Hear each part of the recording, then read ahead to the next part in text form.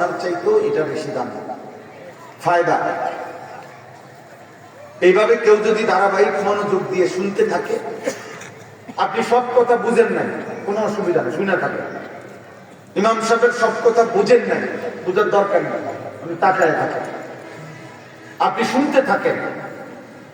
আল্লাহ তাআলা যেদিন দয়া করবে, আপনার এই ধারাবাহিক মহব্বত, আগ্রহ, আল্লাহর কথার প্রতি আন্তরিকতা, আল্লাহর পছন্দ, মালিক পছন্দ করলে কোনো একদিন আল্লাহ তাআলাই দয়া করে অন্তরের মধ্যে নূর দিয়ে দেবে। এক ফোঁটা আলো যখন নূর আসবে, তো জান্নাত পর্যন্ত ওই বান্দা এখান থেকেই দেখতে পাবে। এই জন্য আমরা সবসময় বলি, ইলম নূরকে বলে।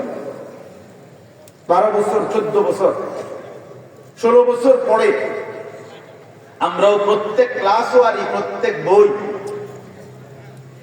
এখন আপনিও যদি খুলে জিজ্ঞেস করেন যে আপনি হুজুর দ্বিতীয় বছর, তৃতীয় বছরে যে বইগুলো পড়ছেন, এটি হুবহু এখন বলেন, আমরাও বলতে পারবো না। কোনো আলেমই পারবে না যে আপনার 12 বছরের প্রত্যেক ক্লাসের বই বছর ওয়ারি আপনি সিরিয়ালে মুখস্থ বলেন। যদি বলেন সে পারবে না, তো তাহলে তার এলিম কই? এই কি হুজুরা, এটা পারে না। আপনি না এটা আলেম বলেন, তাহলে বুঝা গেল এই শব্দ উচ্চারণ গুলো এটাই মূল বিষয় না। আল্লাহ তাআলা এই 12 বছরের বরকতে, 14 বছরের বরকতে আল্লাহ তাআলা তার দিলের মধ্যে একটা নূর দিয়েছেন, ওইটাই ইলম।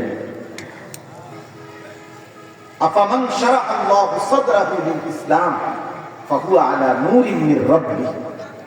আল্লাহ তাআলা বলেন, আল্লাহ যার বক্ষ, সিনা ইসলামের জন্য খুলে দেন, তো আল্লাহ তাআলাই তার পক্ষ থেকে একটা নূর, আলো তার মধ্যে জ্বালিয়ে দেন।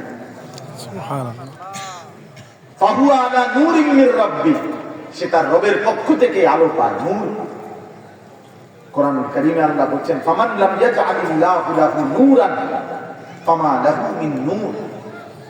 আল্লাহর আলো, আল্লাহর কাছ থেকে নূর যে পেল না, খোদার কসম আল্লাহ বলেন এই সৃষ্টির কোথাও তার জন্য কোনো আলো নেই।